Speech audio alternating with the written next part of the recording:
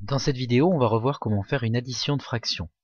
Alors pour bien comprendre comment ça fonctionne, ce qu'on va faire, c'est qu'on va fonctionner déjà avec le même dénominateur, c'est-à-dire avec un gâteau qui est coupé en un même nombre de parts. Ici, on a un gâteau qui est coupé en 8 parts égales. Imaginons que je décide de prendre une part. À ce moment-là, je prends une part sur 8. Et que, un peu plus tard, je décide de prendre 2 parts. Une ici et une ici. J'ai pris ensuite 2 parts sur 8. Question, combien j'ai mangé de parts au total? J'en ai bien mangé 1 sur 8 plus 2 sur 8, d'accord? Au total, j'ai mangé 1 part sur 8 plus 2 parts sur 8. J'ai mangé donc au total, si vous regardez sur le dessin, j'ai mangé 3 parts. Ici, au total, j'ai mangé 3 parts sur les 8. Donc ce qui se passe, regardez bien, c'est comme si j'avais fait ici 1 plus 2 sur 8. C'est-à-dire que comme j'ai le gâteau, comme dans les deux fractions, je parle d'un gâteau qui est coupé avec le même nombre de parts, bah du coup je peux prendre dans un même gâteau une part, puis 2 parts. Donc au total ça me fera 3 parts sur 8. Une part plus 2 parts. Donc ça on va dire quand on a le même dénominateur, quand on a le même nombre en bas, ici, on peut juste additionner les deux numérateurs, c'est-à-dire le nombre de parts total, je calcule le nombre de parts totales que j'ai prises. Ici j'en ai pris 1 plus 2, c'est-à-dire 3 sur 8. Donc quand on a le même nombre en bas dans les fractions, quand on a le même nombre des mêmes dénominateurs, on peut à ce moment-là additionner les numérateurs, c'est-à-dire additionner le nombre de parts que je prends. Et total ici ça fait 3 sur 8. Maintenant si je prends avec un dénominateur différent, imaginons que ici j'ai un gâteau coupé en 4 parts égales. Ici j'ai un gâteau coupé en 4 parts. Et ici j'ai un gâteau coupé en 8 parts.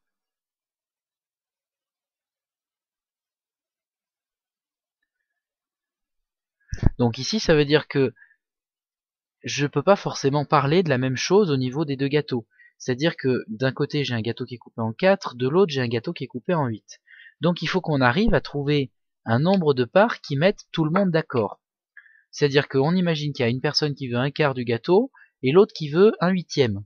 Bah, du coup à ce moment-là le seul moyen qu'on a c'est de faire en sorte que tout le monde soit d'accord, c'est-à-dire de regrouper les deux gâteaux. Donc si je superpose le gâteau coupé en 4 et le gâteau coupé en 8, qu'est-ce qui se passe? J'obtiens un gâteau coupé en 8 parts.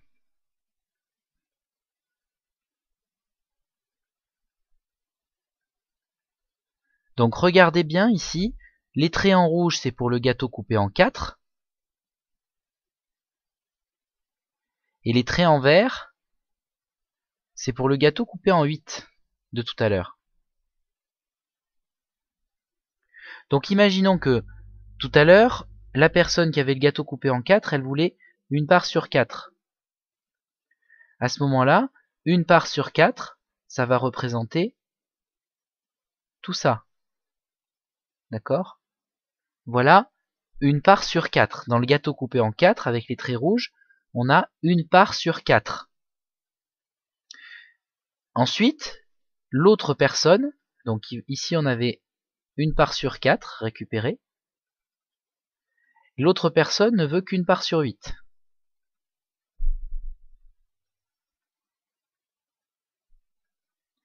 Une part sur 8, c'est dans le gâteau coupé ici avec les traits verts, ça représente une part qui est ici. Donc, qu'est-ce qui se passe ici?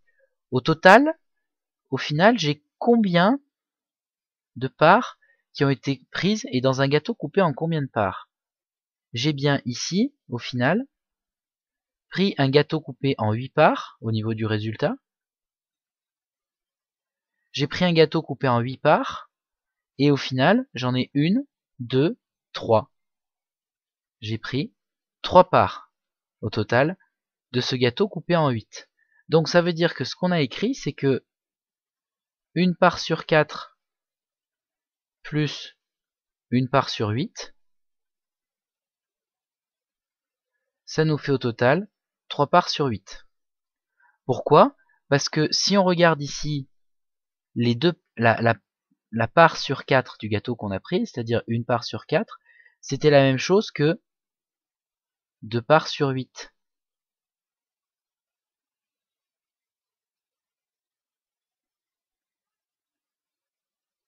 C'est-à-dire que ici, vous voyez bien que sur le dessin, ce que j'ai colorié en rouge, c'est 1 part sur 4 dans le gâteau coupé en 4, mais dans le gâteau coupé en 8, avec les traits verts, ça représente 2 parts. Pour recomprendre ça, et je vous invite à revoir la vidéo sur les égalités de fractions. La fraction 1 sur 4 est égale à la fraction 2 sur 8. Donc l'idée, c'est effectivement d'avoir cherché à mettre les fractions au même dénominateur, c'est-à-dire la fraction 1 sur 4 qui n'avait pas le même dénominateur que 1 sur 8, j'ai cherché à trouver une fraction qui lui était égale, et cette fraction qui est égale à 1 sur 4, elle est égale à 2 sur 8. D'accord? Donc l'idée, c'est que ici, 1 sur 8 plus 1 sur 4, c'est la même chose que 1 sur 8 plus 2 sur 8. Et donc au final, ça fait 3 parts sur 8. C'est ce qu'on voit dans le gâteau. Maintenant, on va essayer de faire ça sans dessiner de gâteau, c'est-à-dire en comprenant comment fonctionnent les additions de fractions avec des règles de calcul. Retenez bien ce qu'on a fait précédemment dans les gâteaux. N'hésitez pas à revenir en arrière dans la vidéo si jamais vous voulez revoir ce qu'on a fait avec les gâteaux. Mais là, on va essayer d'expliquer uniquement avec des nombres et avec des techniques de calcul. Donc, ce qu'on a dit tout à l'heure, c'est qu'on cherche à avoir la fraction 1 quart écrite avec le même dénominateur que la fraction 1 huitième. Ça veut dire qu'on cherche ici une fraction égale à 1 quart avec un dénominateur de 8. Petit rappel donc, pour les détails, vous revoyez la vidéo sur les égalités de fractions. Pour passer de 4 à 8 ici, il faut que je multiplie par 2.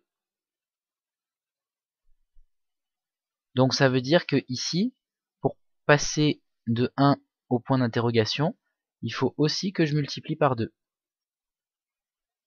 Donc au final, la fraction 1 sur 4 est égale à la fraction 2 sur 8. Donc ça veut dire que ensuite, puisque la fraction 1 sur 4 est égale à 2 sur 8, je peux la réécrire dans le calcul, ici. J'ai écrit qu'ici, la fraction 1 sur 4 était égale à la fraction 2 sur 8. Et on revient à un cas où on a deux fractions avec le même dénominateur, 2 parts d'un gâteau coupé en 8 plus 1 part d'un gâteau coupé en 8, ça nous fait au final 3 parts sur 8. 3 sur 8. 2 sur 8 plus 1 sur 8, ça fait 3 sur 8. Donc l'idée à chaque fois, c'est bien d'essayer de trouver une fraction qui soit égale à 1 quart et qui ait le même dénominateur que la deuxième fraction qui est présentée ici. Donc ici, il fallait trouver 2 sur 8. On prend un autre exemple maintenant. Ici, j'ai 5 sur 8 plus 5 sur 7. Donc ça veut dire qu'ici, j'ai un dénominateur de 28 et ici, j'ai un dénominateur de 7. Alors, à votre avis, c'est lequel qu'il faut que je transforme? Laquelle des deux fractions il faut que je transforme? Ben effectivement, c'est celle-ci. C'est la fraction 5 sur 7 qu'il faut que j'essaie de transformer. Pourquoi? Parce qu'a priori, quand j'ai un gâteau qui est coupé en 28 parts, je ne vais pas essayer de recoller les morceaux du gâteau pour en obtenir 7. C'est plus simple d'avoir un gâteau coupé en 7 que je coupe ensuite en 28. Donc l'idée, c'est d'essayer de trouver à nouveau une fraction qui est égale à 5 septièmes, mais avec un dénominateur de 28. Pour passer de 7 à 28, table de multiplication de 7, il faut que je fasse 7 fois 4 égale 28. J'ai multiplié par 4 en haut, il faut donc que je multiplie par 4 ici aussi.